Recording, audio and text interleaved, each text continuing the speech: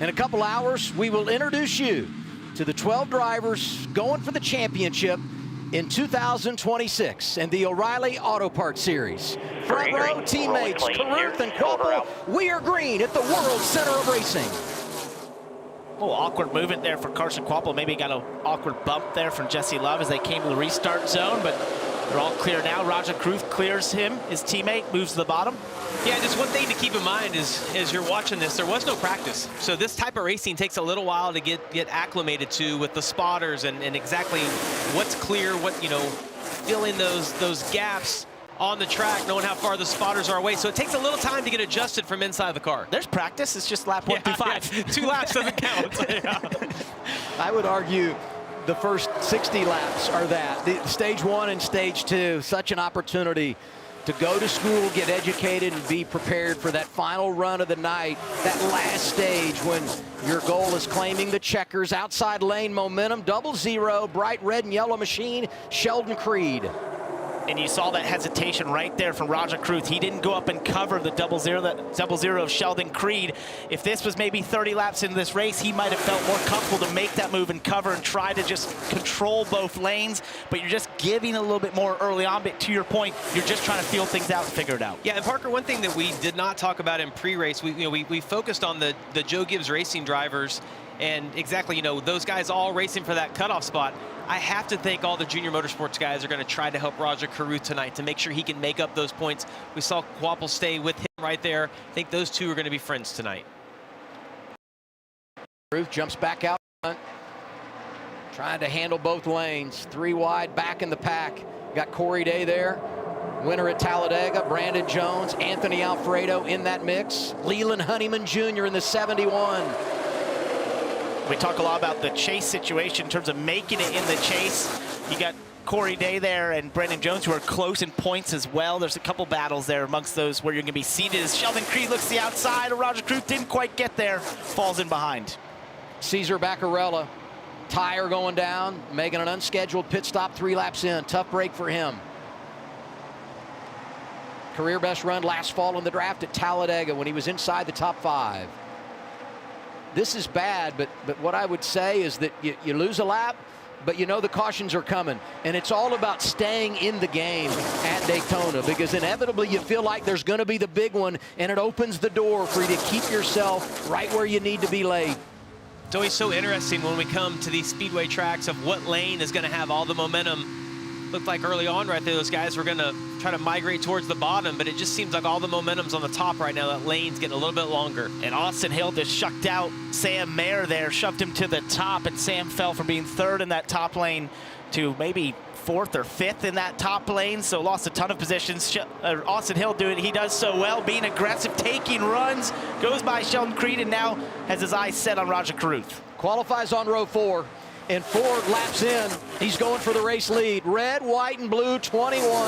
Austin Hill, the draft dominator, making it happen in that inside lane. It almost looked like Raja thought he was going to go high, and Austin Hill opted to get to the bottom right there, has the run that he needs. Now they're going to be side by side down into turn 1. He tricked him, and he's known for doing that. And you saw why he is so good at this form of racing. He continued that run from turns 1 and 2 all the way. 3 wide right there. Goes below Jesse Love. He kept that momentum up from turns 1 and 2 all the way to the front stretch, never let it get checked up from anyone, and was able to get side by side for the lead. Taylor Gray, trapped in the middle, comes in 1 point below that chase cut line. He was good in qualifying, advanced to the 2nd round earlier today, but you have to take advantage, go out and get stage points when you're in his situation. Got a good group of cars trying to form a 3rd lane around the top. It's just so far around the top. If they get too wide on the bottom, it's hard to make up that ground. That middle lane now sort of broken up, so you've got all those guys up against the outside. Jesse Love was leading that group behind Creed. Sam Mayer's in that group as well. You see Love just trying to get a little clean air on the nose. Corey Day still on the outside. I'll tell you, Raj has been impressive here, because you know you got one of the best in Austin Hill, but he's still out front and managing things. It's got to build his confidence. He's led 4 of the first 5 laps. He's now led laps in every drafting race this year. Our Arby's leaderboard has Carruth out front.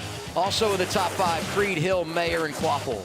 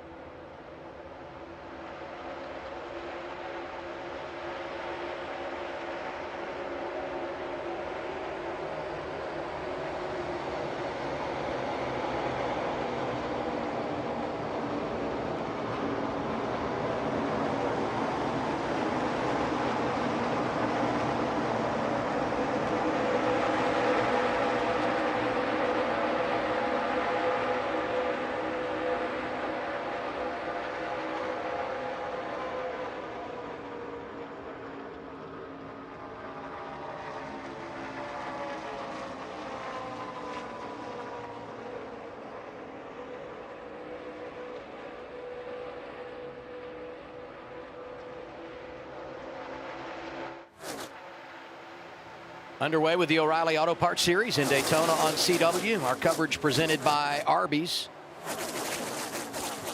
Closed captioning for today's race brought to you by Cerakote. The top detailers in the world trust Cerakote. Shouldn't you? You see it side by side. There's been a lot of movement at the front throughout the break there. And one thing we're learning is we're just about 9 laps in here. Those RCR cars are strong once again. Jesse Love and Austin Hill able to make passes at will.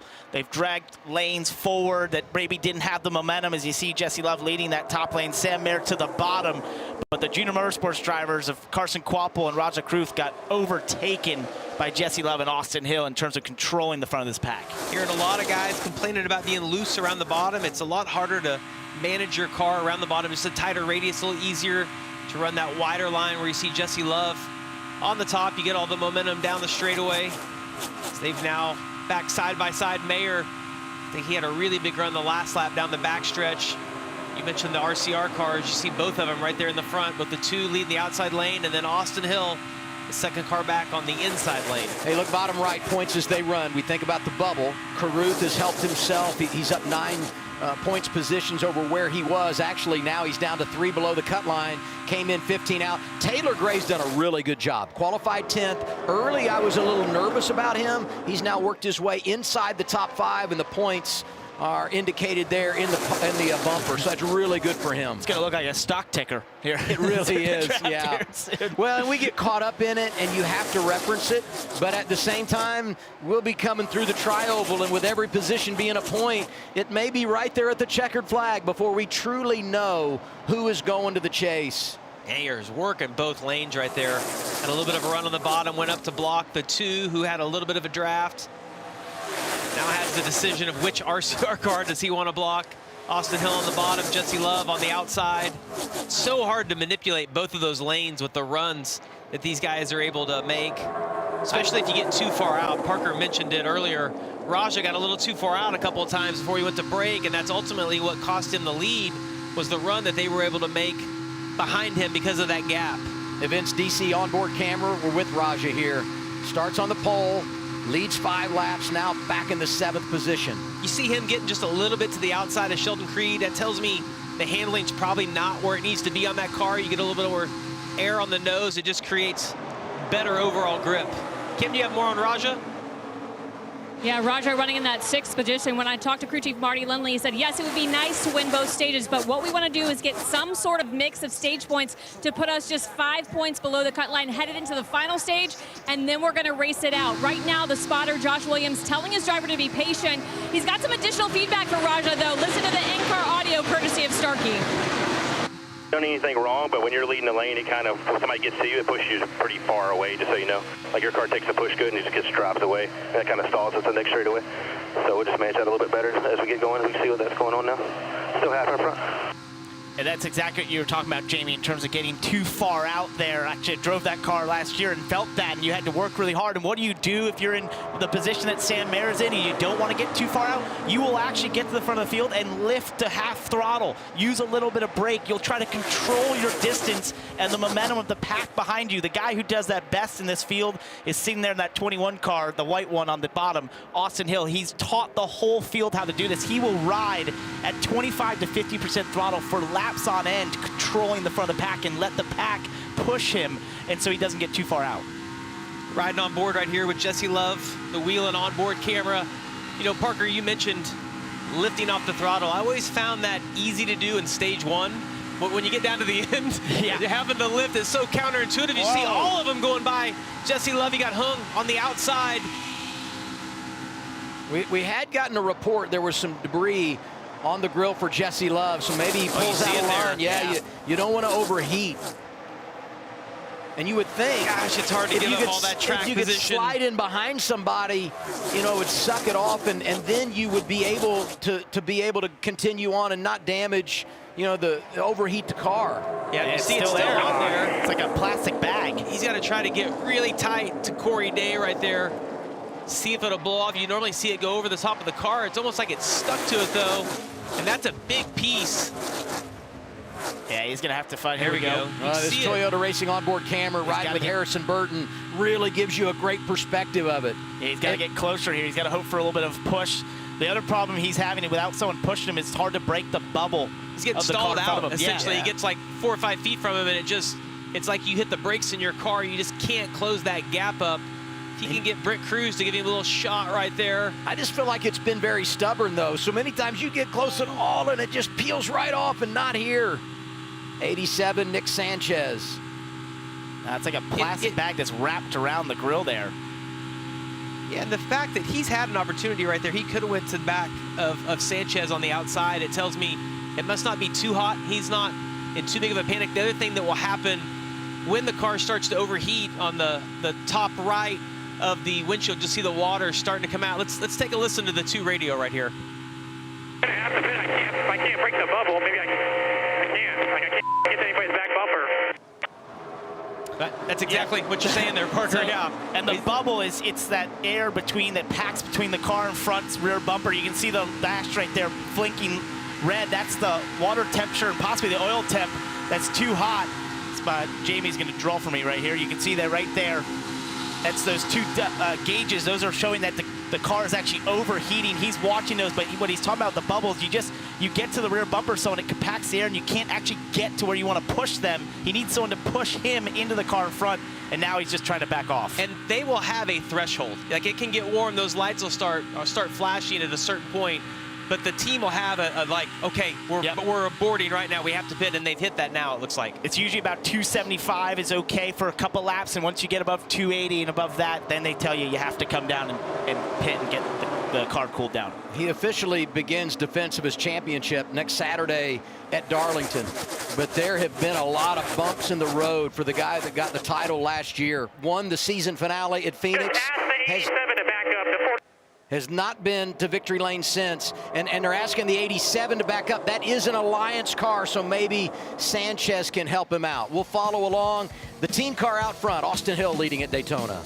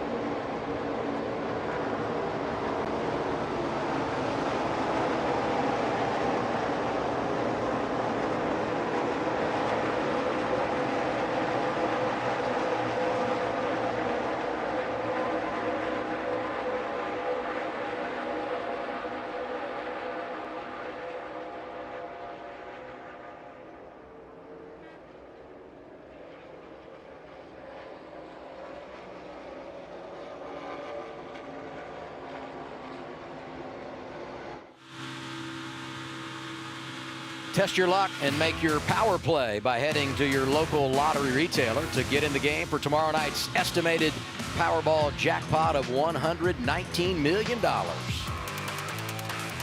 Hey, we're down inside of 10 laps to go, stage 1. And that is big because let's not forget, this is only the second time this rule has been in place for the O'Reilly Auto Parts Series. But if we get a caution inside of 10 laps to go, stage 1, stage 2, that ends the stage. And it puts you in a position to pay all those points. So the intensity always ramps up when you get toward the end of the stage. But right now, you got to be thinking about that a little bit, especially for those drivers right around the bubble. I've been really impressed by the Haas factory team cars here. Sam Mayer and Sheldon Creed. We got single file there for a bit.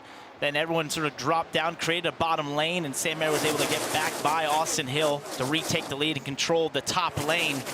They're really fast race cars there from HFT here tonight. Hey, saw Jesse Love come down pit road there. What's the story on that, Dylan? Yeah, Jesse had come on the radio and said that the gauges have been maxed out for 5 laps. This thing is really hot. There was some discussion of trying to just nurse it around to the end of the stage. Jesse didn't feel like that was the safest move, so they did come down and peel what was left of that debris. You see it there, a big plastic bag off of the grill. I go back to what Danny Stockman told me earlier today. This time of year, every single thing matters starting right now. Even though the chase starts next week, points, execution, fast cars, you got to have everything go your way. And even though that wasn't their fault, certainly not the start to the day that they wanted. Plenty of time to recover from it, though. Let's get some two-team radio now, presented by Starkey. All right, Jimmy, I had a pit. I feel like the motor was like losing power the last lap, so I didn't have a choice. Well, It for sure was. It was probably the right call here. I just want.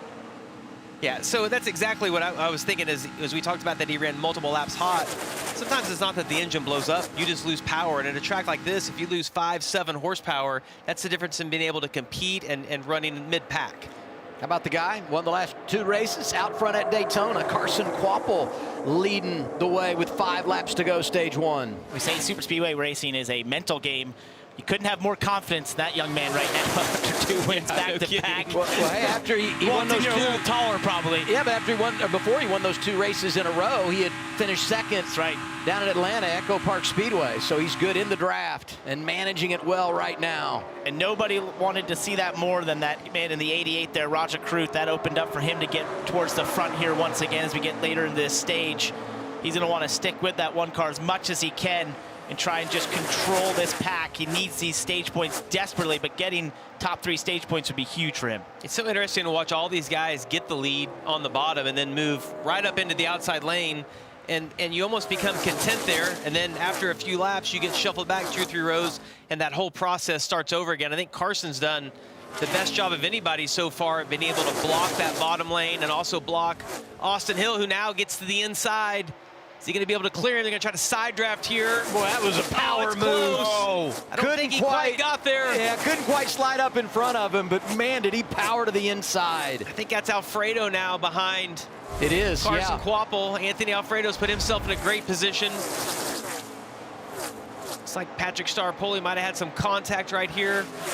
Off of turn 4. Oh, Wow. yeah. Brandon Jones was close too. That Boy. has caught everybody out off guard at some point. Well, but, I mean, not enough to bring out the caution, but as I said, if the caution comes out now, stage is over. We're paying points side by side for the lead. 3 to go in the stage, 1 getting the jump in that outside lane. Back at Talladega in April, we thought it was some of the best super speedway racing we'd ever seen, and I think tonight is looking to be the very similar.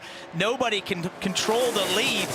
It's like a sitting duck if you're the leader right now, as Austin Hill got back to the front. As we're looking at Jesse Love. He's got the field bearing down on him, but I think he'll be just fine. Hey, huge opportunity here for Raja Kruth. Coming to 2 to go in the stage. Look out, there goes Starpoli. This time he does crash. Caution is out. Wheel and caution lights are on. First yellow of the night. Major damage for the 48. Daniel Dye in the 32 also gets damage. And this ends stage 1, and we'll have to sort through who is running where. But I will tell you this could really be a good opportunity for Raja Kruth to get some big-time points. And there were some guys that were caught up in this. Sam Mayer. Yeah, I mean, look at this. Brett Cruz got Cruz. damaged. Sam Mayer got a piece. I think Sam's damage is a little better off, whereas Brent has serious front-end damage there.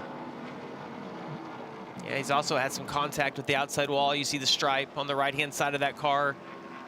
Ooh, that front end damage, though, you mentioned it, Parker. Really bad on the left front. It looks like the hood's caved in a little bit. But, you know, if you're Mayer and you come in at plus 19 and any of those other guys have problems, I mean, that really almost creates a little bit of a buffer insurance policy for you. And, you know, it's unfortunate for Mayer because he had been at the front of the field leading laps and in control, and then you drift just a little bit and you get caught up when there's a crash. You can see the frustration. Sam Mayer right there shaking his head, knowing didn't have much of a buffer. And look at the points. I mean, Cruz comes in one above. He's now shown minus 15. You know, this is unofficial, and it says they run, so we got a long way to go tonight. So put an asterisk on all of this. Oh, look at the water leaking out of that car, Adam. That's not good. It paints a really good picture. I said it for Raja Caruth. Mayer got the damage, was plus 19, now being shown plus 8. Well, let's see exactly what happened right here, Parker. You see Patrick Staropoli. Just maybe on the entry of the corner, we see that off into 3, a bump there from Jeremy Clements gets the 48 out of shape. The car is super light. Daniel Dye hard hit into the side of Patrick Staropoli, but the car is super light on that entry phase of the corner, and any bump right there will unsettle as you see the 51s. Watch the 41 bumper right here. He almost has it cleared. Gets hit right in the door. A little bit of the right end. Mayer does a nice job trying to drive that car off the wall as it's going up the banking. That looked like really big contact for Brent Cruz up against the outside wall. Daniel Dye getting into the door right there, just nowhere to go. Daniel Dye, a local kid, announced earlier today he'll run that 32 car full-time next year for Jordan Anderson. I'll tell you what, the damage to Mayer's car is not as bad. Like it's all on that right side. It doesn't look to me like it's going to be too bad. You know, it's crazy. He's qualified up front in all of these drafting races, and it seems every time he faces some kind of issue. Driving that talking thing. about Look at Sam Mayer. Fighting for his chase life right look at there. that. Absolutely sideways in the banking and Still hanging on driving to it. You know, we got the heat wave on CW, the NXT event on Sunday. He's feeling the heat right now. That's right. And just absolutely letting it rip. By the way, 92 Josh Williams, that orange and white car for Mario Goslin, the other one sliding through the grass there. All right, NXT on board, riding with Sam Mayer. Watch him go to work. Those fluorescent gloves. Just hang on to it, man. It's not over yet.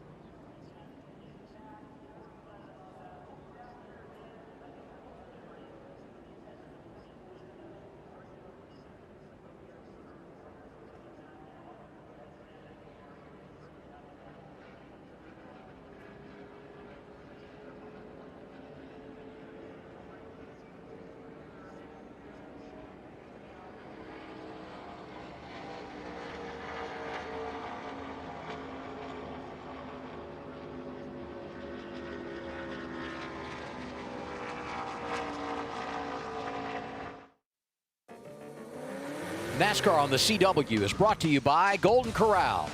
Golden Corral honors our nation's heroes. Progressive Insurance. Get in the savings lane today. Visit progressive.com.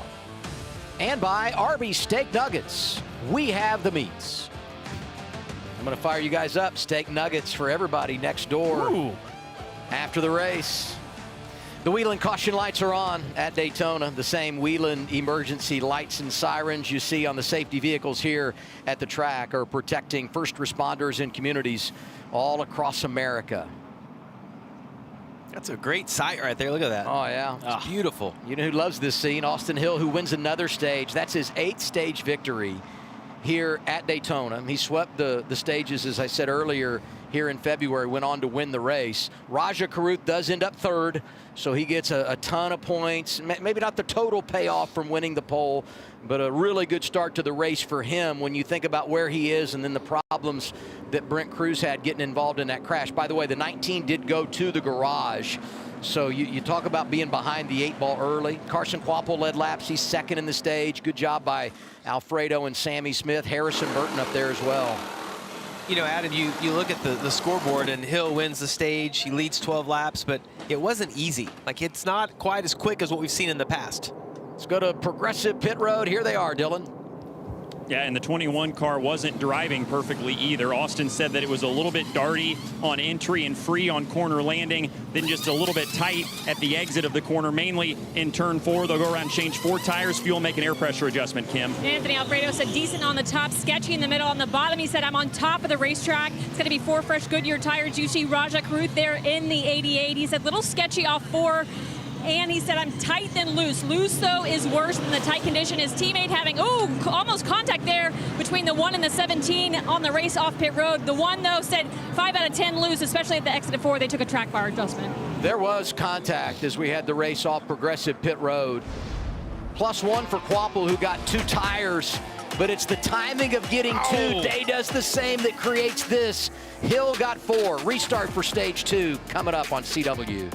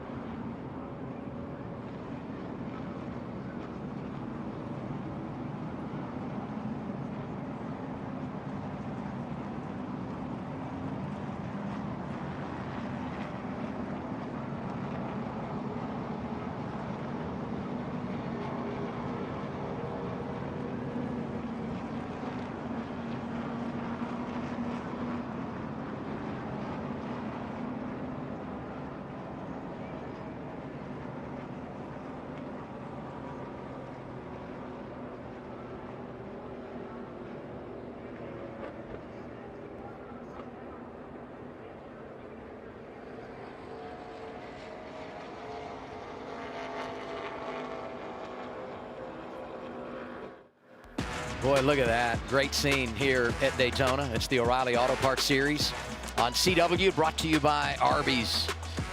That's just beautiful. All right, let's check in on the latest with the 2-car and Jesse Love. Dylan? Yeah, the Whelen #2 Chevy is about more than speed today. It carries the name of fallen law enforcement officers as part of Whelan's ongoing partnership with the National Law Enforcement Officers Memorial Fund, a partnership that Jesse is certainly proud to honor on his car. And as we've talked about, it hasn't been the start to the day that they've wanted. They had that debris on the grill that forced them down pit road under green, but didn't lose a lap and are certainly still in the mix there, scored 23rd right now. So the thing that's going to be interesting to me is to watch these guys try to get back to the front. Watch the 2-car try to get back to the front. Danny Stockman, the crew chief, told me, look, you know, we're not the fastest car here anymore. We're not going to be able to just drive up through the field. We need some help. We need to find some guys to work with. So his teammate, the one guy who probably would be most willing to help him, is all the way at the front of the field. So the 2 cars got a little bit of work to do, but feel like their car was driving well before that, well enough to carve through the field, and that's what they're going to have to do here at the start of stage 2. Thank you, Dylan. And you talk about that special paint scheme. The National Law Enforcement Officers Memorial Fund is dedicated to honoring the fallen, telling the story of American law enforcement and making it safer for those who serve. Whelan's partnership with the NLE-OMF and their annual tribute car has become a powerful tradition, each one carrying hundreds of real names engraved into the National Memorial in D.C. Scan the QR code below to learn more and donate. And we talk about the situation for Jesse Love. He does stay on the lead lap through all of that, getting the free pass here. Dean Thompson, who had some clutch issues, so he gets back on the lead lap.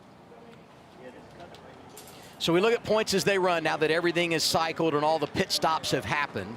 William Sawalich, who was one of the good, goes plus 16. Taylor Gray was one out as plus 10. And Raja Caruth showing plus 9. Mayer below the cut line.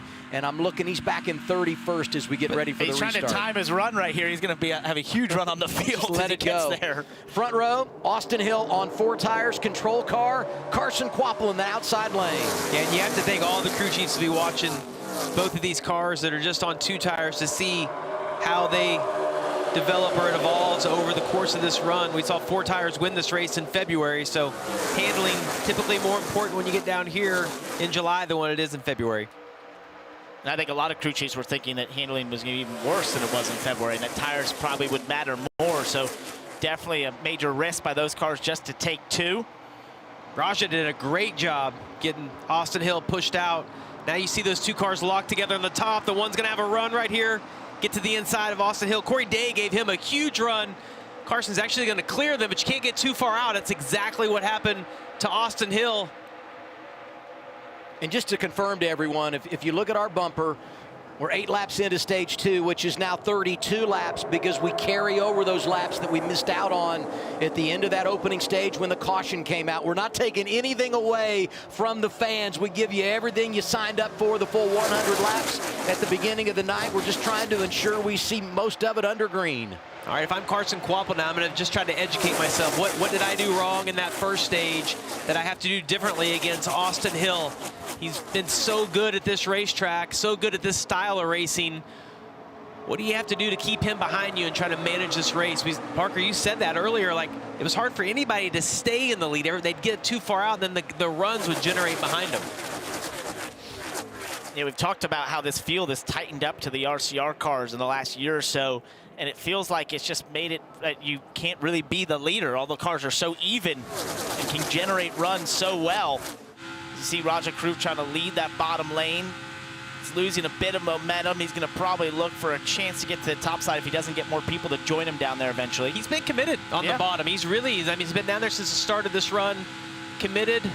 No one out front. If he can just get a little bit of a side draft here and get someone to pull up and give him a push down the straightaway, the distance is shorter, so you'll make up around the corners, but then when you get to the straightaway, all that momentum is on the outside. And look at Jesse Love with a big run. Yeah, coming from the push back. From Ryan Sieg, who's in the 38 tonight, because Andy Jankowiak is in this race. He took the 39 to ensure he gets into the field. So make a note that Ryan Sieg is in the 38. Had the state water heaters on board. Camera, now the dude wipes on board. Riding with Anthony Alfredo, top 5, stage 1.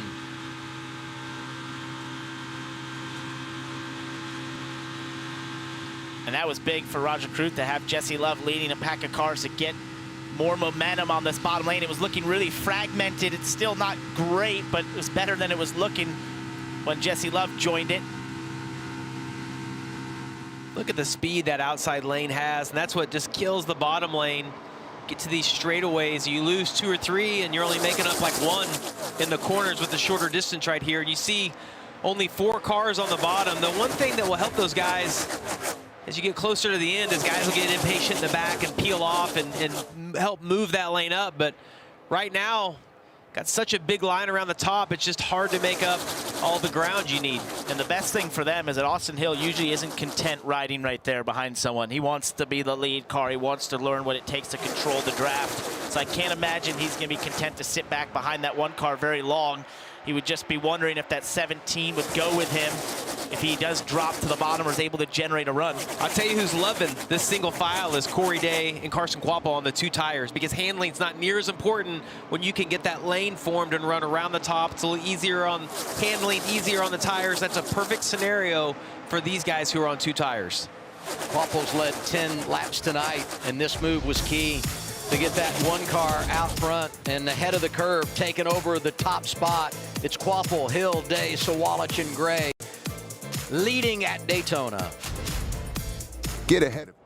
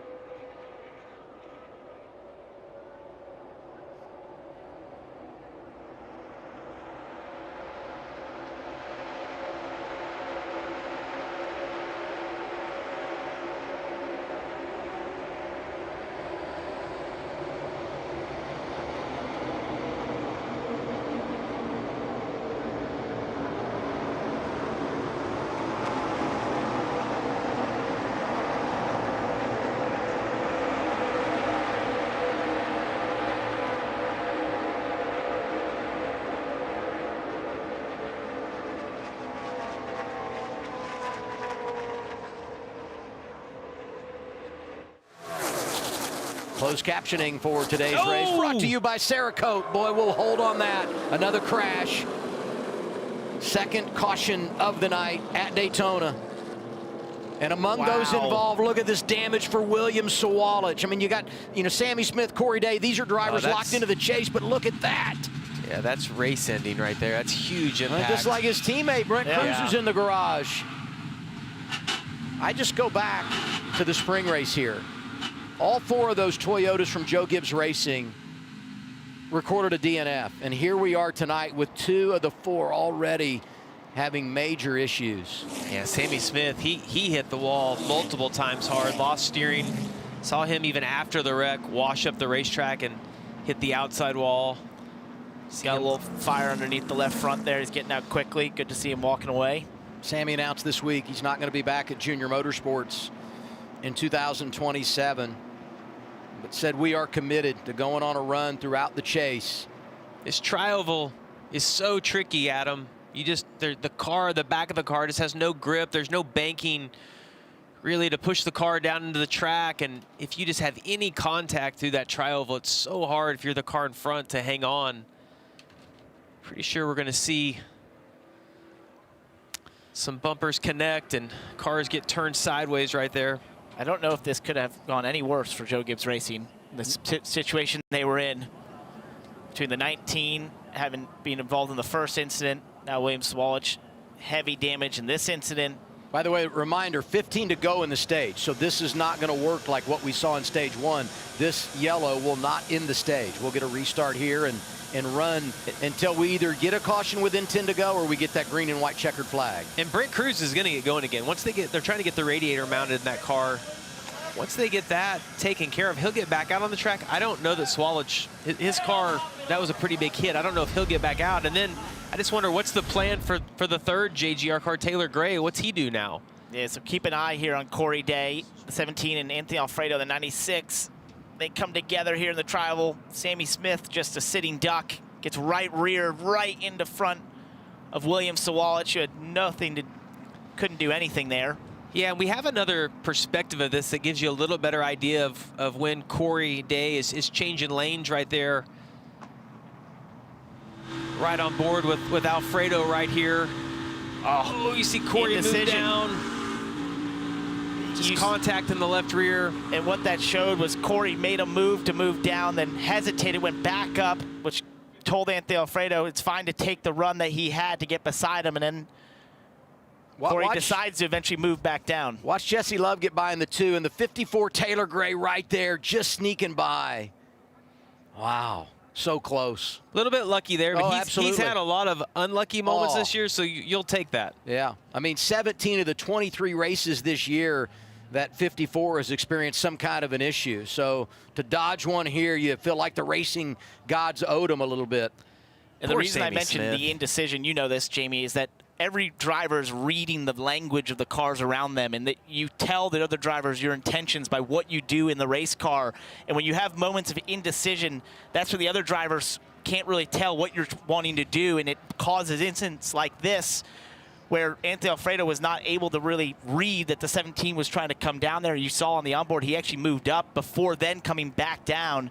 And it's hard for Anthony Alfredo to react to that. He's being pushed by someone behind him. He's trying to take that run and use that momentum and not check up. And that's when you have incidents like this where cars come together. Well, you see Brandon Jones down there, Nick Sanchez, Harrison Burton, just a whole host of drivers that dove down to the inside to avoid getting involved in what has turned out to be our second caution flag of the night.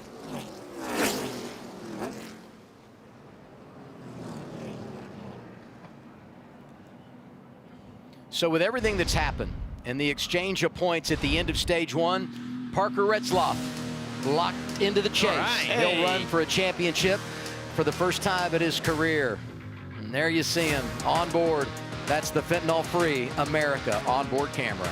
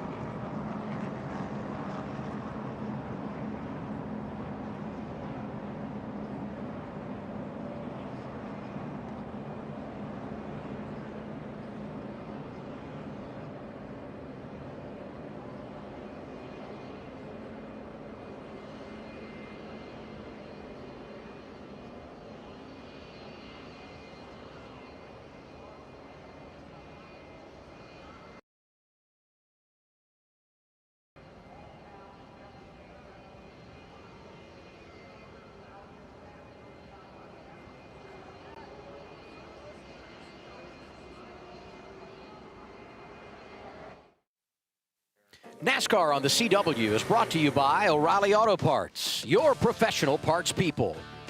Progressive, save when you bundle motorcycle, RV, and boat insurance. Visit progressive.com. And by Ace, the helpful place. I love it when you come to the track and on the midway, you've got the CW bar. And I always go by and say hi to everybody, and they're like, who are you? Like, what are you doing here? I spent time there. I know you have. Yeah. The wheel and caution lights are on. What you're seeing on the track right now is the same wheel and emergency warning technology used by police, fire, and EMS vehicles across America, trusted every day to protect those who protect us.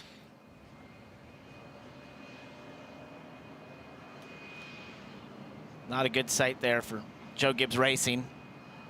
Seeing these cars that were fighting to make it into the chase. No doubt. Being towed in. And now what's the game plan for some of these other guys? And among them, Taylor Gray. It's time for the Let 'em Cook replay presented by Graza, the official olive oil and mayonnaise of NASCAR. And here is Taylor. And boy, what a good job. We talked about it. He did to avoid this. Well, sometimes you got to be just a little bit lucky. He does a great job getting to the bottom. Normally the cars will go up when they initially hit. You see he was able to scooch right on by. And then Sammy Smith, you see he doesn't have any steering right here. Taylor Gray ends up getting by his outside. Pretty lucky, though, because if you watch, Sammy Smith's going to run all the way up and actually hit this outside wall. He almost gets back into William Sawalich, who's just riding around up there. No steering right there on the 8 car. And for Taylor Gray, you saw it there. He accelerated because he sees that on the left side, and you want to get away from damaged cars. That's you know, like you'll see damaged cars, and now there's a caution out, but you'll accelerate because you're thinking, whoa, I don't know what he, like, blow a tire here, whatever. Yeah, William Sawalich had nowhere to go right here. You see that happen, but you can't even react inside of the car. Heavy contact. I think about that hard hit he had last fall in the draft at Talladega. Look at this, Taylor Gray coming down the pit lane. So the one thing we talked about, if you pit here, maybe it opens the door to play some strategy at the end of stage 2, because conventional wisdom would say if you pit here, there's no way that you can make it till the end of the race, 50 laps to go. But if you pit here, maybe you can shorten that stop at the end of stage 2, gain some track position when everything cycles. And if you're him, you're like, look, I don't want to get up there and race those guys because I'm in a pretty good points position, so I stay in the back and then maybe everything flips for me. We'll see what the thought process is for Jason Ratcliffe and team. Good crew chief thinking of you. There you go. Going to be inside of 10 laps to go when we return to the green flag in this second stage.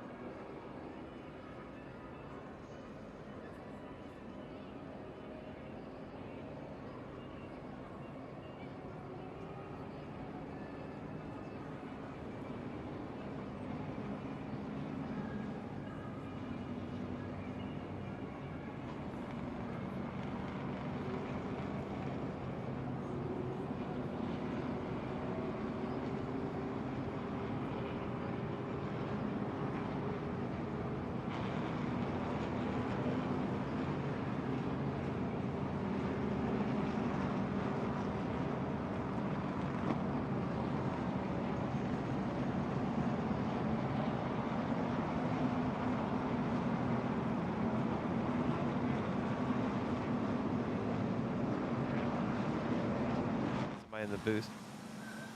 Live at Daytona, and we look at our updated standings, and if you got the lock beside your name, that's really positive because that means you're going to go run for a championship. We told you about Parker Retzloff.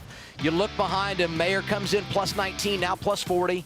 Raja, 15 below the cut line to plus 33. Marty Lindley said, I'd like to be 5 out going to the final stage. And Taylor Gray at plus 11. And by the way, Kim told us during the break, when they came down and pitted, it was none of that strategy stuff I was talking about. It was simply, let's make sure we repair any damage, take care of any tires that aren't where they need to be, and now they go into defensive mode a little bit here, knowing that their teammates are crashed out. Let's go down to Dylan. Yeah, Adam at the care center here. Good news is Sammy Smith already locked into the chase. Bad news is he's done early here in the middle of stage 2. Are you feeling okay? There was a couple kind of big jarring hits there, it looked like, for you. Yeah, certainly I'm okay. Yeah, thanks to Nick at JRM and all those guys that build really safe race cars. Very unfortunate. We had a really fast race car. I don't know what happened, if the 17 just lost it or looked like he was very indecisive there, and then the 96 squeezed the middle. So, yeah, very unfortunate. I felt like we had a fast car, and glad we're locked in and looking forward to starting the chase next week. Thanks, Sammy. See you next week. Kim?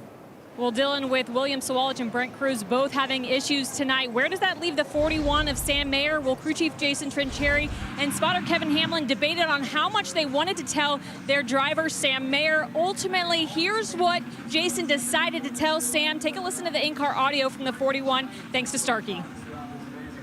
Right now, the 18's out. The 19's in the garage area replacing a radiator still, so he will make it back out. He will be laps down.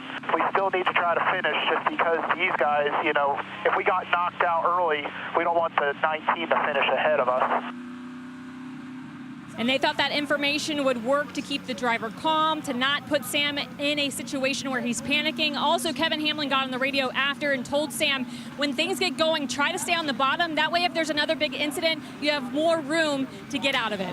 Well, that's great stuff, Kim. I mean, the good news for both Sam and Taylor Gray is the 19's 24 laps down at this point. Once we get to 24 to go, they can go do whatever they want, right? They're going to be able to be in front of the 19. They can go on and see if they can make their way to the front. I can't imagine what that feels like sitting in that car when you're damaged, knowing what your situation is. 8 to go in the stage. Leaders come through the Poet restart zone. 21 taking control on the outside lane, Austin Hill. Quappo was hooked up to the rear bumper there of Austin Hill. Now Alfredo's still in the rear bumper of Roger Cruth. They're going to have a run and a lot of momentum here down into 1. Look at the inside. All 3 cars hooked up right there. Can't tell, is that Allgaier? It is, I think. Third car on your inside. We haven't talked about him all night long, and all of a sudden, oh, look here at this run the 21's going to have. Does he dive low? No, it stalls out. Raja holds him off on the top side. Popple up there. Jesse Love back in the game. Alfredo continues to impress. Hill looking low. 88 covers him. Caruth goes down. Oh, they Quapple stacked up right there on the bottom. Alfredo coming with Allgaier, inside lane, 7 to go, stage 2. And remember, we're in that window now. If the caution comes out, the stage is over. Oh, and Jesse Love forced the middle right there on the 1 car. The Carson got a little bit impatient trying to get to the outside of Austin Hill off of turn 4, and that's allowed Jesse Love to get to his inside. And that's helped Roger Cruth control those 2 behind him. They're not getting any runs generated because those cars 3 wide behind. They're stuck 3 wide right now as Jeb Burton's trying to push Justin Allgaier through. Oh, that's going to get tight. We get down here, especially being on the bottom. Can't wash up at all. Those guys need all the room they can get. Look how close the 1 is to the outside of Jesse Love, not giving him any room right there off of 4. Oh, it's really tight on the outside. Stacked up 3 wide and so aggressive in this latter part of the stage. I wonder how much of the impact of a caution ending the stage changes your level of aggression. They are getting after it. Caruth stays out front. Look how fast Carson Quapple is. It looked to me like he was not in the best position right there a lap ago. Has committed to the outside, now finds himself right behind Austin Hill. Again, can he make the right decision here to go on and try to win this stage? The bottom lane is fading right now, led by Anthony Alfredo as the 3 wide continues behind him. Justin Allgaier can't break free of the 2 car. This is allowing these front four to sort of juke out amongst themselves, but not generate any runs that can get beside the 88. Trying to figure out why Raja's being so lazy, Parker, on the outside. Like I saw the 21 go down. Got to cover that quick. There's a couple times I've wanted to be like, get down. Now you see the blocks on the 21. He gets Oh, charged. there we go. Oh! Austin Hill goes for a ride. Caution is out. Stage is over. Did not hit anything. Not yet. Look out. I mean, he's still spinning. Hang on. Oh, my goodness. I don't even think that the splitter got tore up on that. I saw it catch the grass a little bit. Well, what a way to end the stage, right? Because, you know, if you're Raja Caruth and you're not locked in, you want to get as many points as you can. He's going to get his 3rd stage win of the year, his 2nd in the draft, and in a position maybe to be in control going to the final stage of the night. And he's already been helped out by some of those other guys around the cut line that have had issues. Well, Raja went from coming in here 14th in the points. He's sitting 10th right now. Well, he's had an incredible, not what we thought was going to happen tonight. I just go back to what, Look at that. you know, what they said earlier. I think it was Kim that did the report on Marty Lindley that said, we just want to be 5 points out going to the final stage. He might lock himself in. He's plus 54. This is absurd. Now, keep this in mind. As you look at those standings, and Retzlaff is locked in, we are factoring in the extra points you get for winning the race on this points as they run. So the Caruth thing could reset a little bit if he loses the race lead. Bottom line is he's in a really good spot. of all the drivers we talked to before this race, the best attitude was that driver in the 88. He looked at it as an opportunity. You look, Austin Hill tried to do one of his classic fake outs. He goes to the outside trying to fake out Raja, get him to the top, and tries to turn under him, but wasn't able to because Anthony Alfredo was down below him. He was not clear when he tried to dive to the bottom, get spun, and Jamie, you said it, didn't even hurt the splitter digging in that grass. It looks like he's going to get away with spinning at the front of the field at Daytona with almost no damage. And we're going to get a show because he's going to lose track position. He'll drive back through. Third caution of the night ends stage 2. Raja Caruth with a green and white checkered flag. The kid from DC getting it done tonight.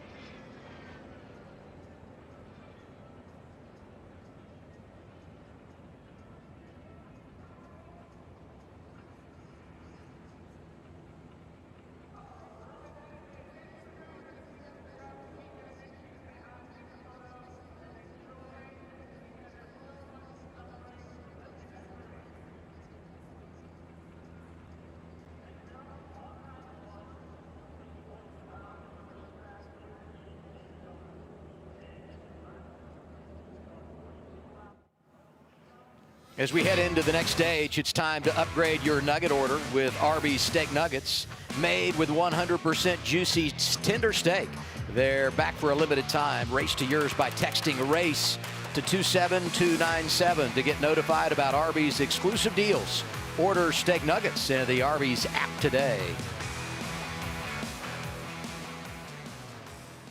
You know, if there's anyone who knows the value of a good crew, it's the professional parts people at O'Reilly Auto Parts. That's why they want to put the spotlight on the pit crew members that are essential to a race team's success. What do you have for us, Kim? Well, fans hear the name Adam Wall a lot, but I'm not sure everybody knows his story. He grew up in Illinois and was first introduced to motorsports as a 5-year-old attending races his uncle was involved in. Adam said he was immediately bitten by the racing bug, and while he never did any racing himself, didn't help his uncle with his car or anything, he fell in love with racing, became a fan, and after high school, Wall decided to attend UNCC because he didn't have any racing connections, and he told me he figured if he was in the middle of it all, it'd be easier to get plugged into the racing community. Well, he was right. While getting his mechanical engineering degree, he interned for the Cars Tour. That was formerly the Hooters Pro Cup Series. It was one of the guys on that team that got Wall a job, get this, sweeping the floors at Hendrick Motorsports. He did that part-time for a whole year before being offered an engineering role. He's had many stops along the way over at HMS, including being an engineer for Dale Jr. as well as for Kyle Larson. Adam telling me it feels like an absolute dream right now.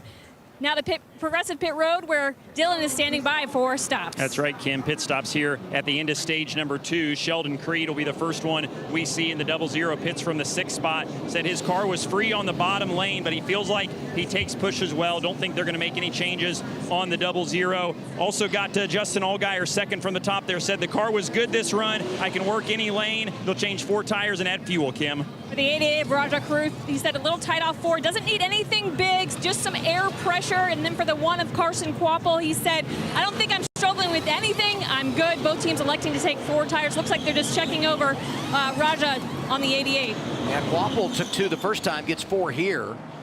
But it's those guys that take 2 that win the race off Progressive Pit Road. Brandon Jones, Ryan Sieg, Blaine Perkins, and Kyle Sieg. And look at this, Brent Cruz coming back out, hoping for a miracle. Hail Mary time for the 18-year-old from Carolina.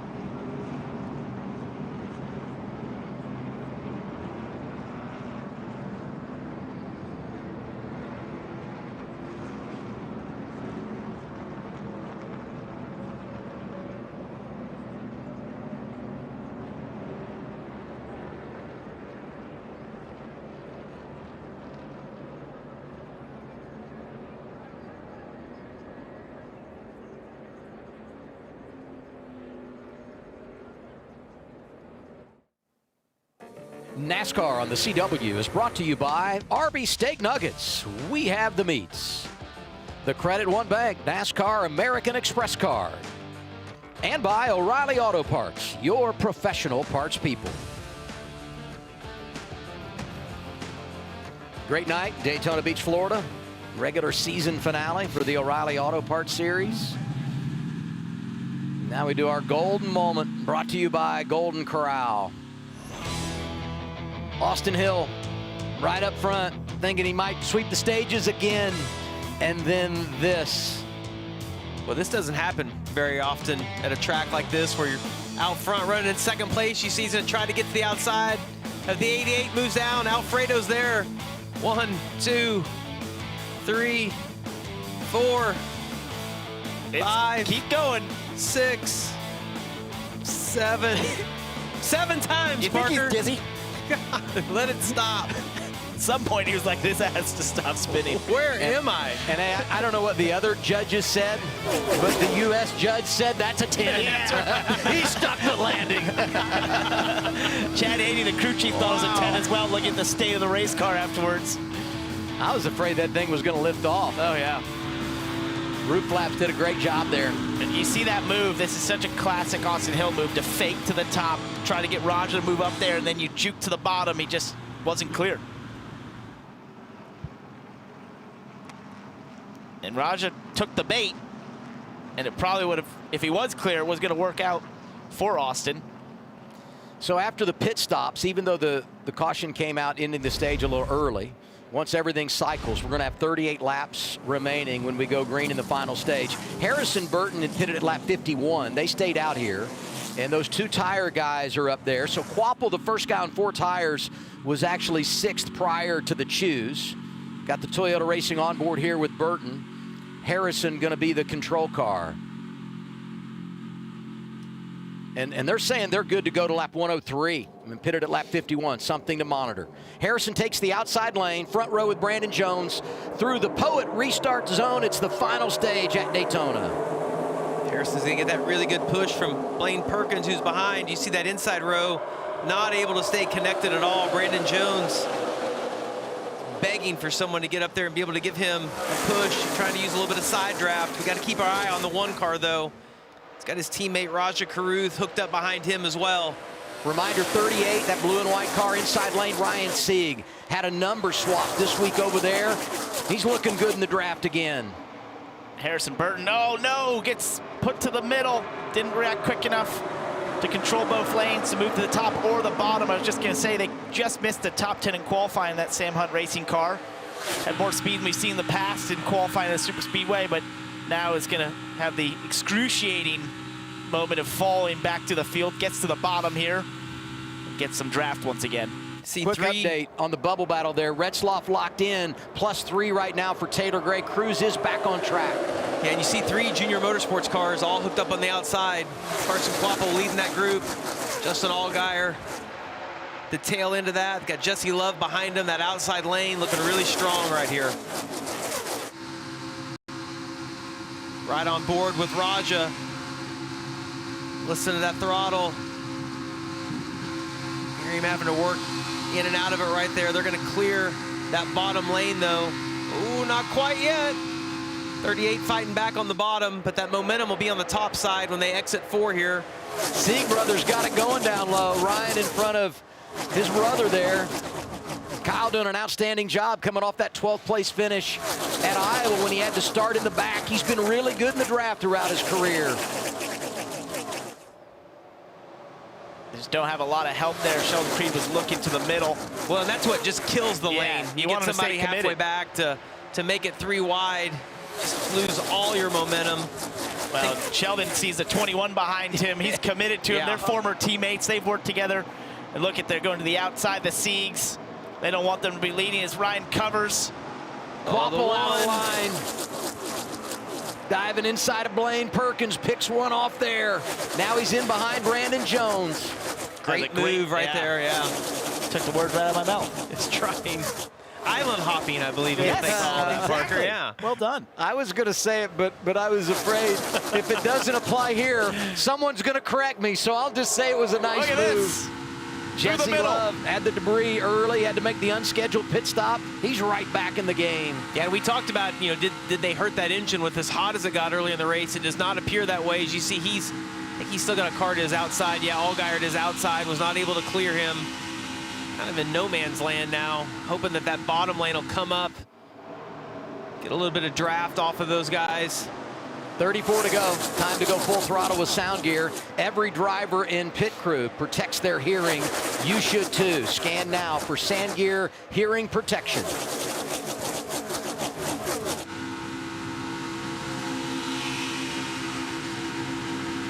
Quarter up front. Still inside 27, 24. Single file down there, 87 with us. Head 1-3, head gets shucked to the bottom by himself. He's actually hanging on by himself somehow. Still inside lined up. 24 27. Still down there. Rear clear. Think around the bottom. Coming to the back to 38. Quarter up front. Tree top here for this. So middle door, quarter bumper. I feel like the one car's showing just exactly how strong he is tonight. Jones did a nice job leading for a while, but we saw Carson be able to get by Blaine Perkins, slide up in front of him, and then do the exact same thing to Brandon Jones. Ryan Sieg got kicked to the back of this bottom lane, and Raja there, I was wondering what he was attempting to do. Hey, didn't we have this in February? It's a pack full of Klingermans right there. I'm pretty sure. Yeah. Well, those are my fans, of course, yeah. I tell you, the cars to keep an eye on, and Parker mentioned them a little bit ago. You look on the bottom lane right there, Creed and Austin Hill, both of those cars have shown tremendous speed throughout the entire race. They've also been committed together in this final stage, working together really well on the bottom. Both of them great at this style of racing. See Jeb Burton, who's also really good at this, and then Jesse Love, Austin Hill's teammate. That's 4 really good cars. See if they can get committed, work together. I just look up there at those drivers on the move, Quapple in particular, and I think about the different strategies on that last cycle of stops, getting 2 versus 4, and what role does that play in the handling and what it means as you try to manipulate and make your way through the draft. Look at Roger getting the inside there of Blaine Perkins. Blaine looked a little bit out of the sorts, was sideways off of turn 4. They chucked the 31 out of the draft. Taylor Gray, 3 to the good, riding outside the top 30 now. Let's get 54 team radio. 31 laps down. He'll pass the 18 car in about 50. Hey, once we get to that lap where the 19 can leapfrog and gain any position, let me know as well, please. This race has a history of going green-white checker. It could go as many as 10 laps overtime, if not more, so we have to take that into consideration. 100% agreed. Well, Jason Ratcliffe, that's why he's been around as long as he has. We're not just racing to lap 100 right here. He knows that historically it can go longer. And we talked about Brent Cruz being in the garage, and at what point could Taylor Gray be safe? Well, we don't know the answer to that because we don't know exactly how many laps this race could go. So Jason playing a little bit safe right there. And you see he's only got 4 points to work with over the 18, 7 over Brent Cruz. So yeah, you gotta play it safe right here. I just love, we were doing the math and how many laps is he down and where's he going to be?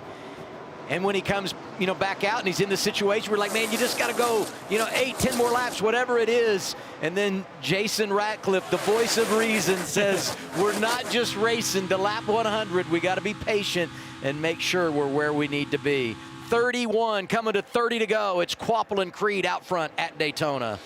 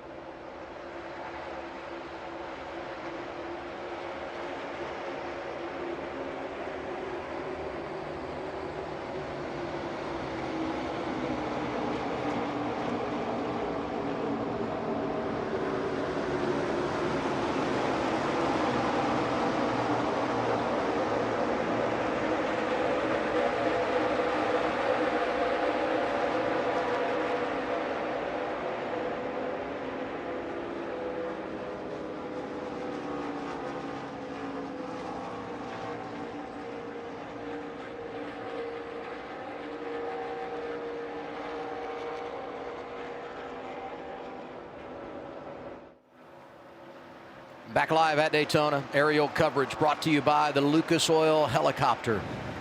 Great shot there. Junior Motorsports doing it again. They had the top 4 sweep at Indy. Nearly swept the top 3 positions at Iowa a few weeks ago. Had a 1-2-3 finish in this race last year. And they got 3 of the top 4 right now. Quapple leading, Carruth and Allgaier 3rd and 4th. And for Raja, you know, there's still a lot of points ramifications out there. This is great news to have it single file, and the guy he has behind him, the 7 of Justin Allgaier, not only his teammate, one of the most experienced drivers in this field, a guy who's definitely a company man for Junior Motorsports, understands the situation that he's in with that 88 car, and kind of protect him a little bit. You know, you at least know in Raja's position right now, the 7 isn't going to do anything that's going to try and spook you or put you in a bad position, and that's, while you're single file, a great position to be in. Go ahead, I've Jamie. got my eye on Raja's teammate, Carson Quapple, leading this race. I know that Austin Hill looked to be the best car at the beginning, but as this race evolves and you watch how aggressive shuffled back, how he can get right back to the that these guys are all going to have to beat tonight. And these drivers don't have to pit again. I mean, we get a caution. You know, they have a set of tires. You could come back down if you have damage or whatever. But no one is going to need to pit in regard to the fuel gauge. Here's the other thing I would say. Some good news, bad news. Bad news is Brent Cruz had to make another pit stop, so they continue to create an even more difficult uphill climb if they're going to, you know, hit the Hail Mary that they need and have a chance to advance into the chase. On the other side of that, we got to celebrate Leland Honeyman Jr. I mean, this guy's inside the top 5, part-timer. We don't see him. 3rd car from Mario Goslin, and he's doing an outstanding job tonight in that 71. Yeah, and I always liked when you got to this point of the race and everybody got a little bit content. You've had some cars wreck out. You're riding around right here, and you're just having the spotter count you down. Like, we're going to run around. You let me know when it's 15 to go, 10 to go. You just can't let your guard down, because you see that gap right now that Sheldon Creed has to Carson Quapple. If you let your guard down and leave that gap, Raja's liable to try to slide up in front of you on the entry of these corners and build a run. I think Creed might be trying to do that himself right here, but it's really easy to let your guard down when it gets single file like this, and you can get shuffled out pretty easily. Let's go to Dylan Welch. At the Care Center again, and William Sawalich has been checked and released officially. Their day is over. How do you summarize just the frustrations of how this ended for you? Yeah, it sucks. I just hate it for the team. You know, we worked really hard after Chicagoland to make up our point deficit. We really worked hard on the simulator everywhere. We did all we could, and then we just get taken out, so it sucks. Yeah, they'd made up 45 points in the last 3 races, and probably not going to be enough, unfortunately, for the 18. Well, and if you look at the last 10 races, on 2 different occasions, they had stints where they went 3 consecutive events with top 5s. And when you do that, you just think this time of year you're going to be in. And unfortunately, because of some of the problems they had early in the year, you know, they're not going to qualify for the chase. And that's remarkable, because it's not winning you're in. And you know, they did get the win earlier this year at Rockingham. But unfortunately, under this format, you don't get the payoff. And so Sawalich, who's going to be back full-time in that 18 next year, is not going to be a part of the championship equation. Well, there you go. Austin Hills said that he was done with riding single file, going to try to make something happen. And He's you got know his he'll teammate, have Jesse takers Love. following him. Yeah, he's got a few guys going to follow him. And when you get a fast car like Austin Hill to pull a line, it's a lot easier to want to go with them, knowing that they're probably going to be able to get to the front. It's going to shake this up a little bit. I love that he was able to pull out. So 22 to go right now, plenty of time if it doesn't work out to get back in line. Jeb Burton hanging around too, and I feel like that's a team that has had so much bad luck this year, and he's such a good drafter riding with him here, courtesy of State Water Heaters. But they've had so many issues in these races early, they haven't been able to show off his talent late, but hanging around as we head toward 20 to go. And what's interesting about them getting side by side is you see we've had 2 packs here. It's basically the top 10 cars who are all racing each other, and then a large gap to a set of cars, I think a lot of which are hanging out, looking for the big one sort of thing. They don't really want to be a part of this lead pack, but this is going to take them up there with a head of steam and join to the back of this pack, and it's going to become a very large drafting pack once again. Boy, Raja. Well, no one knows if they're going to stay in line or not. You see Creed and Raja both moving back and forth. Creed gets shuffled out right there. Raja gets to his outside, but you see where Creed ends up, right in front of Austin Hill. We talked about that group earlier. They were able to do such a good job, and you build relationships not only over years, but in the race. You find somebody that you work well with, and you'll stay committed to them, and Hill and Creed have done a great job all race long together. That was a big wiggle there for Roger down into turn 3. I don't know if 7 got into him a little bit. Bad push. Coming to 20 laps to go. Carson Kvapil has led the most laps tonight, going for his 3rd consecutive victory. Back for the finish after a break on CW.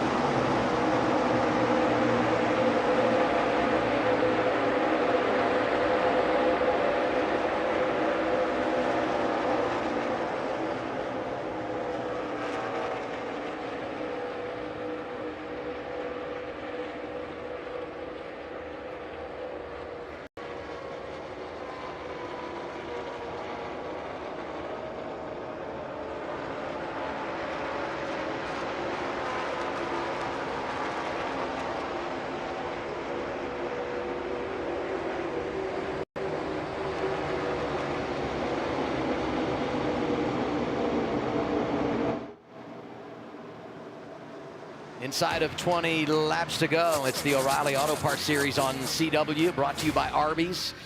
We're live at Daytona. Carson Kvapil leading this thing. And it's time now for Starkey radio communication. Hearing technology so intelligent, it's superhuman. Scan the QR code to learn more. Let's talk points, Team 88. I feel pretty good about our points, just so you know that. Don't need to do anything crazy, but we feel good about it. We can race at the end. Go for it. Well, he's gotten the green light, at least from the team. We're still crunching the numbers as the teams are as well. And it's not safe, but definitely in a really good position with everything he's done in the stages. But I think obviously being at the front, he's been up there all night long. There's no reason to change the game plan. They've obviously decided to be full aggression, try to put pressure on from the front and been successful at doing that. And the speed that he and the one car have had, I don't see any reason they should do anything different. And we feel really good based on the damage for Sawalich and Cruz and where they are. We feel really good about those guys above the cut line advancing into the chase. But we're a little hesitant to lock them in just because you can get overtimes, you can add laps and all of that. So we'll let the math sort itself out. But when you look at those guys above the cut line where they're running on track, the number of laps remaining, you know, the damage for a guy like Brent Cruz, you feel really good about their chances to be a part of the championship chase. And I look at the guys running 1-2. I mean, it's 1-2-3 Junior Motorsports. But you got Quapple and Carruth out front. They finished 1-2 in our last race at Iowa. Pretty cool stuff. Well, and I would say between Quapple, Raja Carruth, and Austin Hill, that's been arguably the 3 best cars. Austin Hill thought he was going to make some ground up on the bottom a little bit ago, but he's faded back to 10th right now.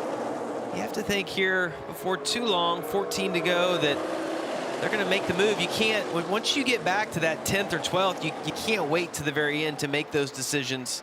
You see that whole group is running the outside lane. He's got Creed behind him, who they've done a great job all night long. You see him lagging back a little bit here. Creed sucking up to that bumper, trying to get a run. We'll see if they pull out a line right here.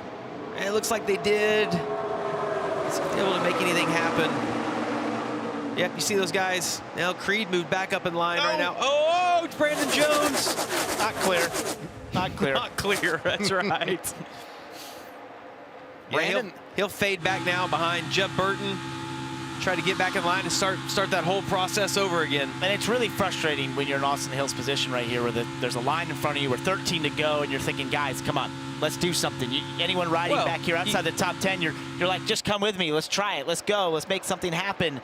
And when you can't get it going, it's just, you feel like, you know, there's nothing you can do. You're just, it's out of your control at this time. You're waiting for others to make a move with you. There's two trains of thought to that, though, is let me just stay in line and you guys pull out and I'll move up one spot. Yep. And then when the next, like if you can be patient enough like that and get some guys impatient in front of you, you can move up 4 or 5 spots and not have to do anything because they're making all of the moves. But when you're Austin Hill and you've won all these races on this style of track and you have a fast car, you hope that some of those guys will go with you. But you know, you see right here, he was in 10th and now he's faded back to 12th now, trying to make that move to get by. 12 laps to go. Harrison Burton riding in 6th. Dylan? Yeah, having a great day again for Sam Hunt Racing, second race in a row where they've run really well. We'll give you a Toyota driver update on the driver of the 24. Qualified 11th today, which was the best qualifying effort on a super speedway for Sam Hunt Racing. This car that they're running is a new car that they built in-house that was a copy of the car that they built earlier this year for Talladega. There was some things that they had learned from their teammate Dean Thompson's car that they built into that Talladega car. Harrison really liked it. He was in the mix for the win and got crashed at the end of the day. This car is a copy of that car. Harrison was really happy with it just in his couple laps of qualifying, and they think they can win today. Talked to Brian Gainey, the crew chief, this afternoon. He said, Harry, that's what they call Harrison, said Harry wants to race for the win today, and so do I. I think we've got a car that's good enough to do it. They're in position right now. He's been in and amongst the top 10 all day and doing a nice job holding down the 6th spot for Sam Hunt Racing right now.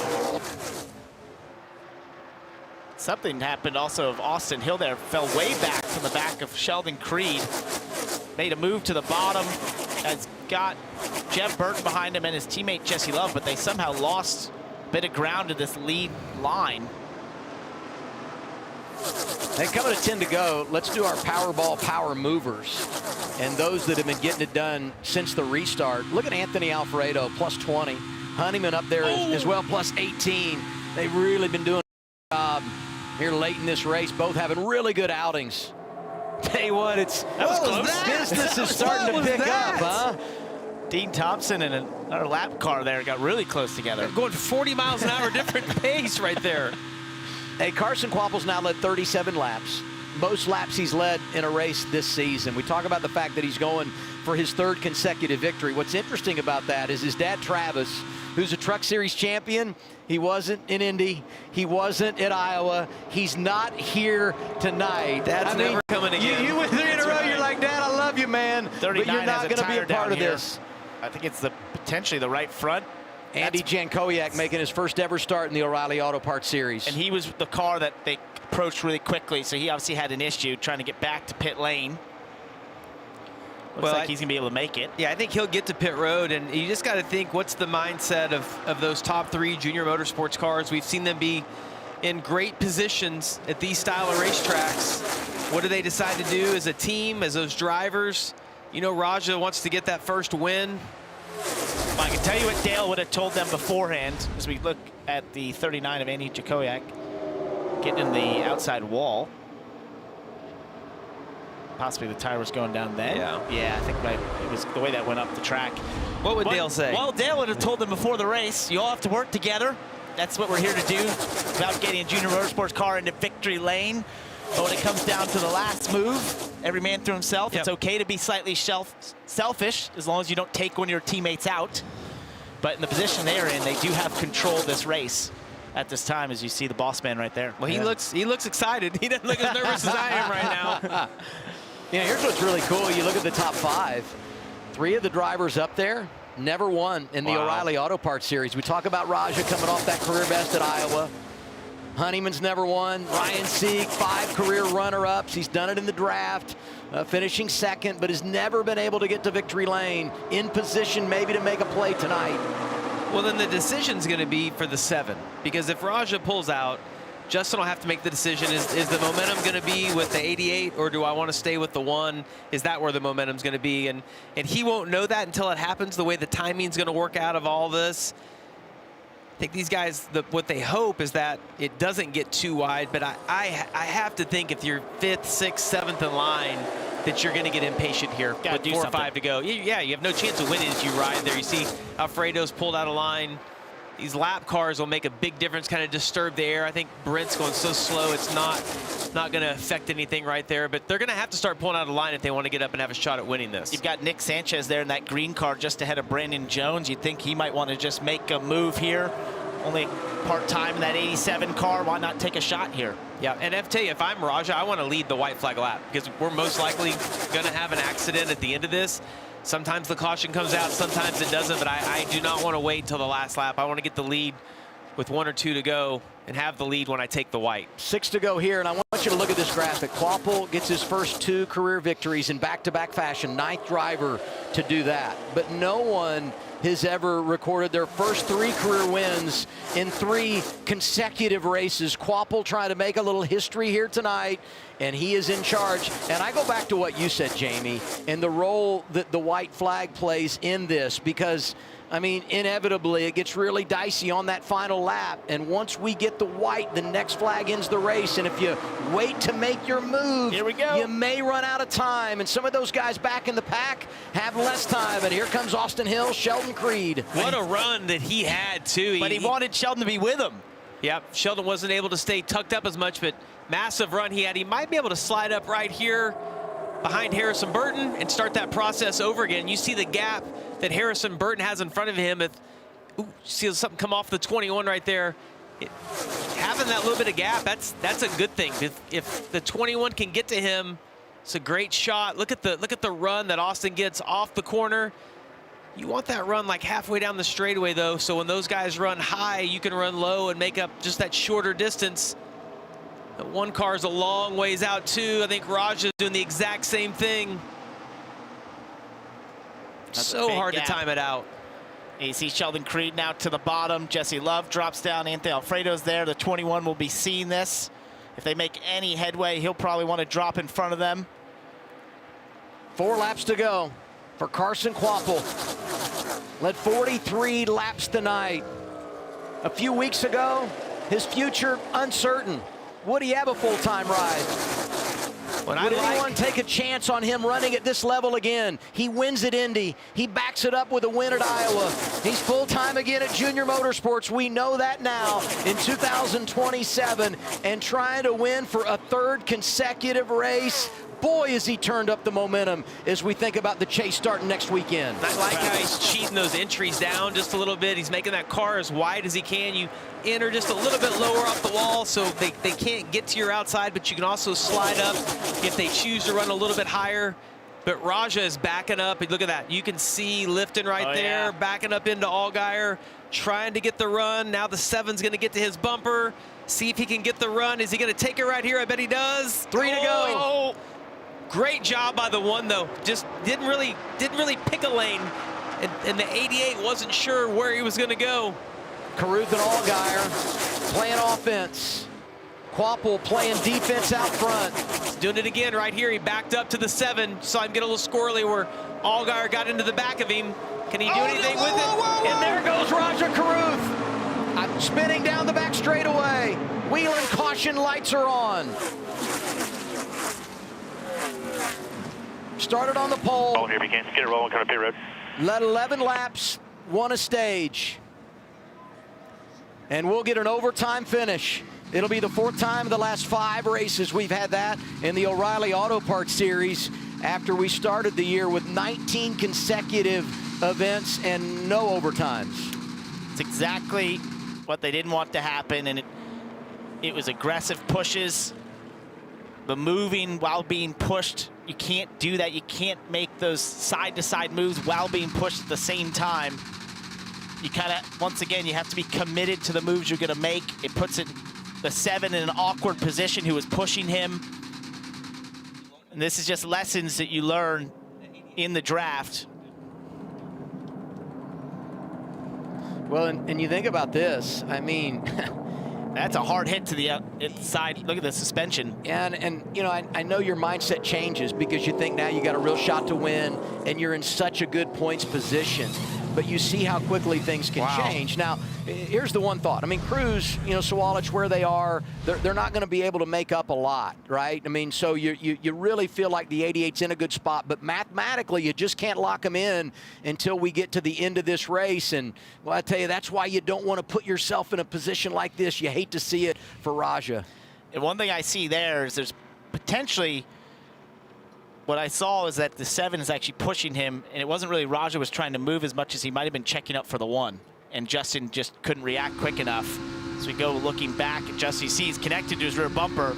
Yeah, and I think Raja started to check up for the 1, and Justin was committed in the rear bumper of the 88, thinking maybe he'd make a move to the bottom and just take that run. Well, Justin's trying to help Raja in the case, right? I mean, he knows the 88's backing up to him, and what you hope if you're the 7s that you can push the 88 by and follow him through, and then you be in that right position to take the lead. But entry at turn 3, the back of that car is always light. You saw Raja starting to try to catch it. Once you get a couple of little taps, it's just hard to hang on. Hey, big impact too, Adam. You said it. Here's something to throw out there, and that is the fact that, you know, stage 2 ended early, so everyone pitted a little bit earlier.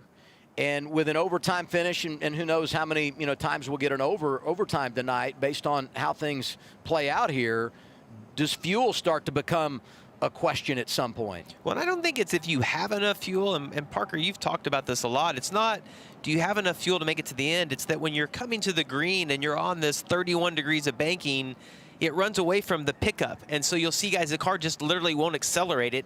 It has enough fuel in the tank, but it's not picking it all up. Yeah, and you'll theoretically run out, because I say that with quotations, because you'll actually have 3 gallons in that fuel cell, but it's all on the left side, so the pickup will just pick up air. It puts air in the fuel line, and the motor will literally die and not recover. Let's get 7-team radio Justin Allgaier and his group. I had everything. I had it was square. I had all of it. It was the perfect push. He looked really squirrely every time you gave him a push. That's part of this race. That's part of this race. Just shake it off, refocus the head. Yeah, I don't think Justin obviously intended to do anything like that at all. You know, mentioned he's a company man. He knows the position that 88 car is in and Raja is in, and knows they've been successful in the stages. I'm sure they probably updated him points-wise, but you said it best. He's just trying to help him, you know, create something. He was obviously backing up to him, so he wanted that push. He wanted the run. He got it. The 1 did a great job protecting that. It's just when he tried to check up and started to get squirrely at the same time, there was no way he was going to hang on to it. Fun Friday night in Daytona, and the CW Sports Spectacular continues tomorrow as it's the season premiere of CW College Football. New Mexico State getting Florida State. Then on Sunday, the NXT Heatwave crashes in for a summer showdown. A must-see CW Sports Weekend continues tomorrow, 6:30 Eastern, 3:30 Pacific on the CW, streaming live on the ESPN app.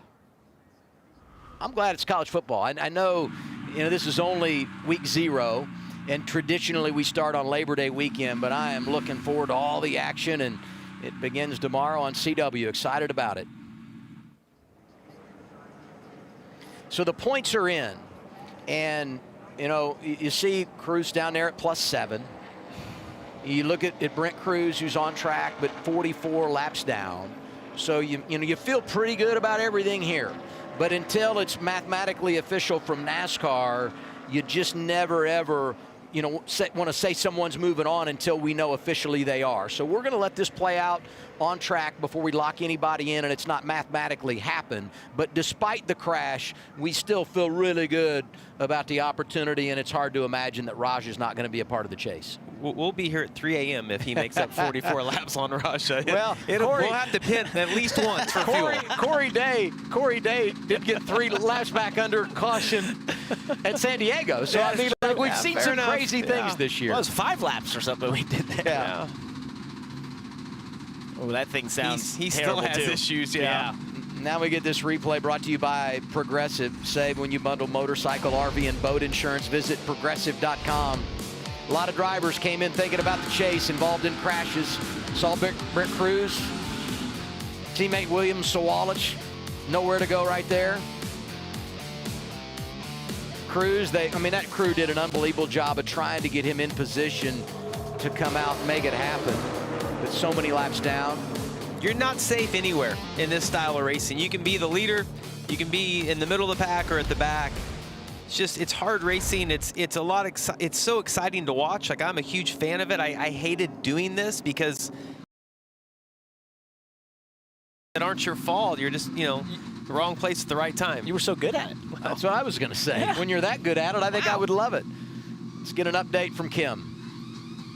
Yeah, Rajat Karuth back on pit road. They'll put left side tires on. He asked on the radio, did he do anything wrong? They told him no. And then he asked about the points. Take a listen to the in-car communication of the 88. What do the points look like? Still good.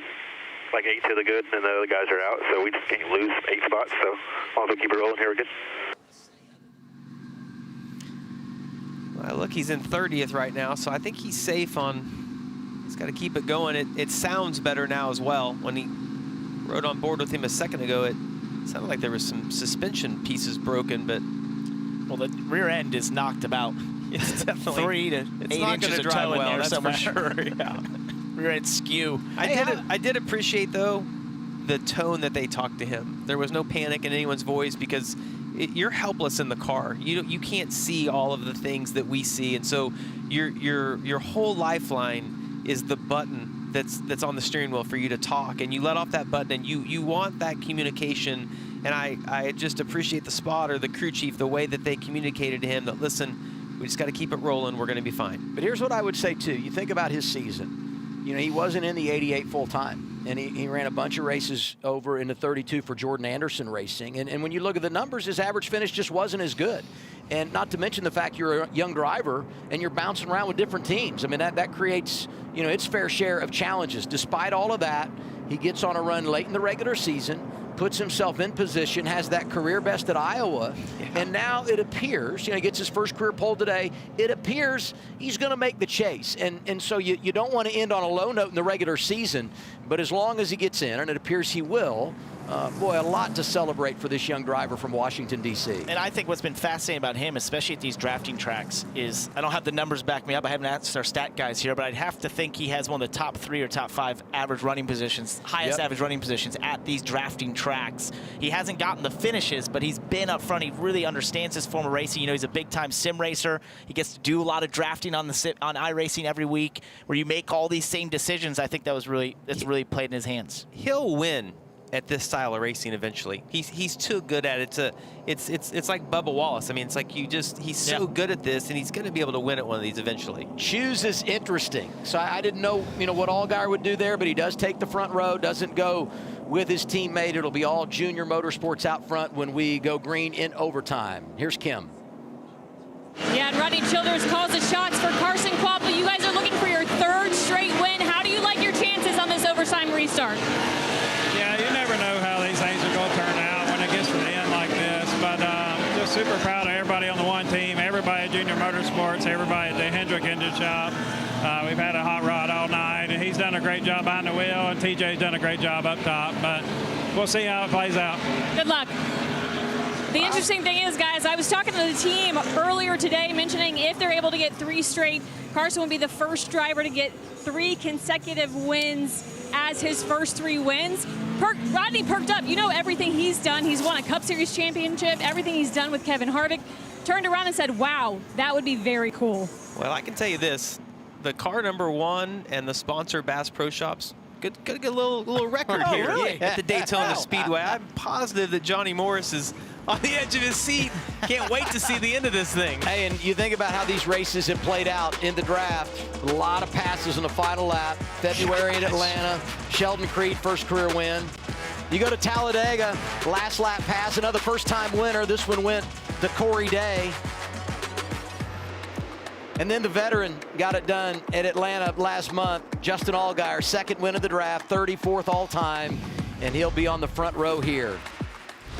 See the cars on the flat there, just trying to keep fuel on the right side of the pickup. Keep your eye on the 71 of Leyland Honeyman Jr. was in the exact same position in this race last year. Drove to the outside of Austin Hill right at the restart too early. Let's see if he learned from that mistake and stays committed to the 7. It's all about the push, and it's not just the car in the second row. It's that third row. You see Austin Hill, third row in the bottom. I think that's a great lineup on the inside here. Overtime presented by Credit One Bank.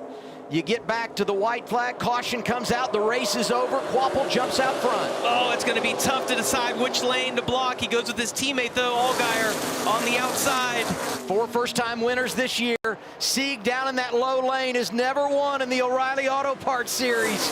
Could tonight be the night driving to 38? Carson got distracted by the top lane there and let the 38 get to his inside, but neither has help right now. They're side drafting down the backstretch. No, but he does have his teammate behind him. I feel really good with Justin being lined up behind me. See how fast those guys can get linked up. Austin Hill on the bottom. 7 giving a shove, but loses a little ground. Quapple by himself. Sieg inching out front. 38 trying to take the lead. White flag in the air. 1 lap to go at Daytona. Sieg is leading. That outside lane's going to get bogged down. You see, now it's got the momentum to protect it. So many drivers in the mix. Long ways to go here. A lot's going to happen over the next mile and a half. He's going to have to go to the top and stop the one. He does. Does he clear? No, now he's tried back to the bottom in front of Austin Hill. The outside's going to have a good run right here. Alfredo lined up behind the 1. Don't get too far out there if you're Ryan Sieg. Sieg's got a big decision to make. Which row is he going to try to block? They're both going to have a run. Nobody's lifting at this point. Oh, the 21 got sideways with the push from Brennan Jones. Alfredo and Poole are up there. They too are looking for their first career victory. Off of turn 4, Ryan Sieg leading at Daytona through the tri-oval. He's going to get the checkered flag. First career victory, Ryan Sieg. How about it? That's awesome. Good for him. Great job at the end. Excellent. Made all the right choices. And of course, he's not in the 39 this week. In his 424th start, he had 5 runner-up finishes. Ryan Sieg is finally a winner in the O'Reilly Auto Parts Series. And there will be a party. Good work right there. Fair enough, fair enough. There will be a party in Tucker, Georgia tonight.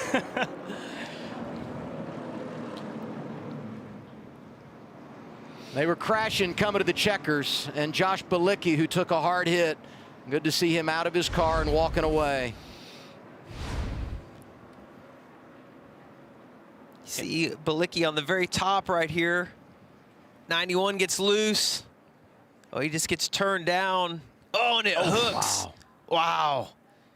Yeah, he went to correct it. It looked like the car was going to slide sideways. He went to correct and just head on into the wall. That was Mason Maggio in the 91. He was getting sideways. This is so cool. You know, when they were running up there side by side, all I could think about was Texas. When it looked like he was going to win a couple of years ago, and Sam Mayer got him by inches, one of the closest finishes in the history of the O'Reilly Auto Parts Series. So to see Ryan Duda here tonight is really cool. This will be a popular win in the series, will, similar to Sheldon Creed. How much time he's dedicated to this series and been so close, as you mentioned, to winning. That's the 5th first-time winner we've had this year. Wow. And I think about RSS racing, you know, and Rod Sieg has really poured into this, Ryan's dad. And they did win a race a handful of years ago at Sonoma with Eric Almirola. But that was a time when they were partnered with Stuart Haas, and taking nothing away from them organizationally, but they really were teamed up with a Cup group that day with a Cup driver. To see them do it with one of their own is really special. And now we can make it official. Taylor Gray, Raja Caruth come in below the chase cut line. Wow. Both do what they need to do tonight to become championship eligible. They'll be one of the 12 drivers going for the title when we go green next Saturday at Darlington.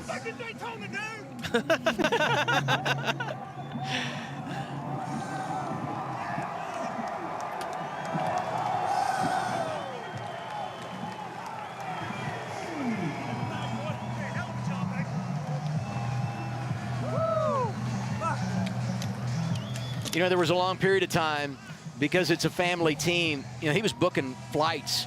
He was booking hotels. He was doing all the things to make it happen behind the scenes so they could go to the track and race. They developed this relationship, this alliance with the Haas factory team. He was able to remove himself from some of those duties, become more of a racer. And tonight, he gets the payoff. And there's going to be a lot of emotion. There's his brother Kyle, who comes over and gives him a hug. Really neat.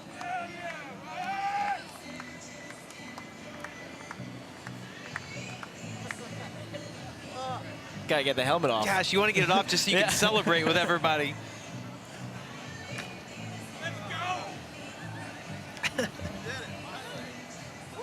Let's go to Dylan. What a moment. Brother Kyle back in here to offer congrats. Hey, finally, you have been so close. What does this moment mean to get to celebrate this with your guys and your team?